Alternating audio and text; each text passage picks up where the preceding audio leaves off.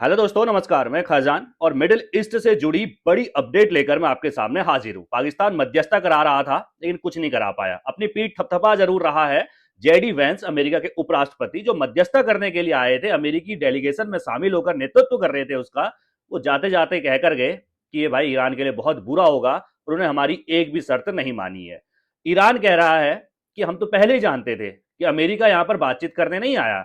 America यहां पर सिर्फ और सिर्फ ये करने आया कि जो युद्ध में हासिल नहीं कर पाया वो बातचीत के जरिए हासिल करना चाहता था। जब हमने युद्ध में नहीं खोया, हमने युद्ध में नहीं दिया, हमने अपनी इतना नुकसान करवा दिया, तब हमने नहीं दिया तो क्या हम बातचीत के जरिए दे देंगे? तो इसमें किसकी हार हुई? पाकिस्तान की हार हुई, पाकिस्तान की किरकिरी हुई। मध्यस्थता कराने के लिए बड़ा उतावला था, अभी भी अपनी पीठ थपथपा रहा है। हालांकि बातचीत अभी बंद नहीं हुई है, बातचीत अभी अगले दौर पे गई जरूर है, लेकिन बुरी खबर यह है कि ब्रेक थ्रू कुछ नहीं मिला। यानी कि जेडी वेंस, अमेरिका इस बातचीत से पाकिस्तान से लेकर कुछ नहीं गया। इसके अलावा ईरान को देखें तो बढ़त जरूर है।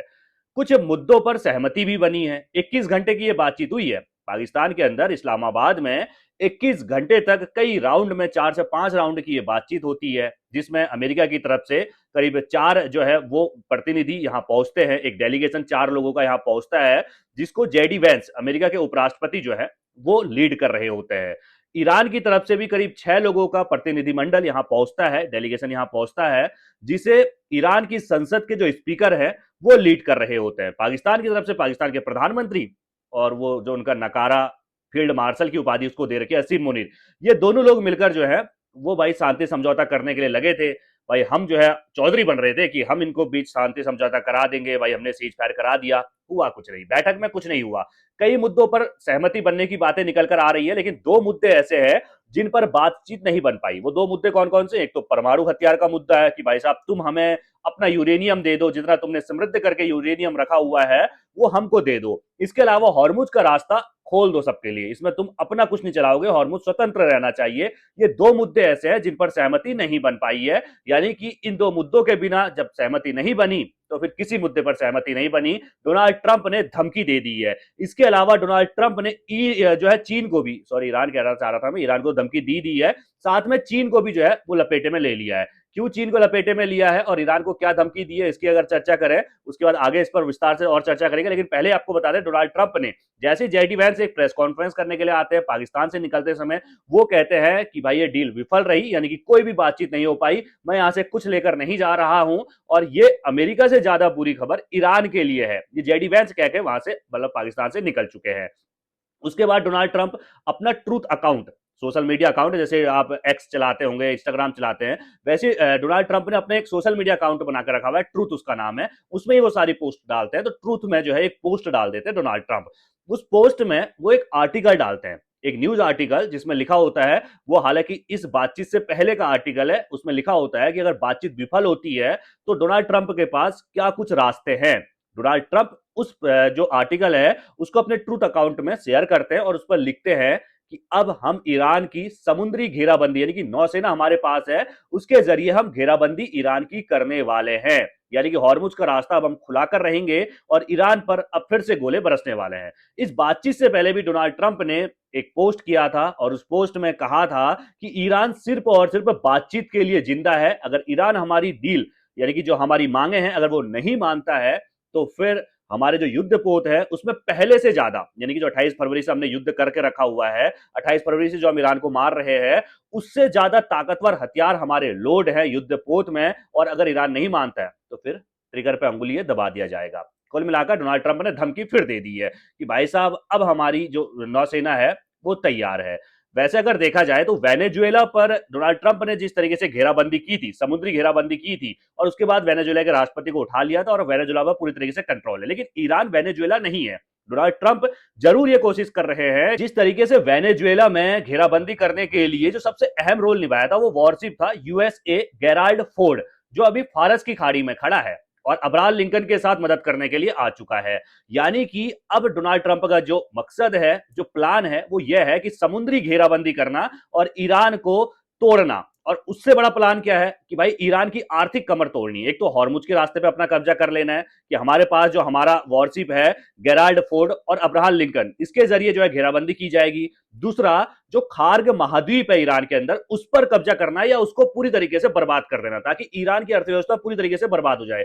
खार्ग महाद्वीप ही ऐसा है जहां से ईरान की पूरी अर्थव्यवस्था चलती है, जहां तेल जहां से निकलता है और वो पूरी दुनिया भर में तेल बेचता है। कुल मिलाकर अब डोनाल्ड ट्रंप का मकसद ये है, लेकिन डोनाल्ड ट्रंप हार तो चुके हैं इस युद्ध को, इसमें कोई दो राय नहीं है। अब डोनाल्ड ट्रंप अपनी साख बचाने के लिए भले ही ईरान को जो है समुद्री नौसेना के तरीके से घेराबंदी कर ले, खार्ग महाद्वीप पर कब्जा कर ले, लेकिन डोनाल्ड ट्रंप की हार हुई है, इसमें कोई दो राय नहीं है। वो क्यों मैं कह रहा हूं, क्योंकि जेडी वैंस ने जब ईरान के साथ पाकिस्तान में बातचीत हो रही थी तो वहां पर उन्होंने कहा कि भाई हमने ना फाइनल और बेस्ट डील जो है वो हमने ईरान के सामने रख दी है।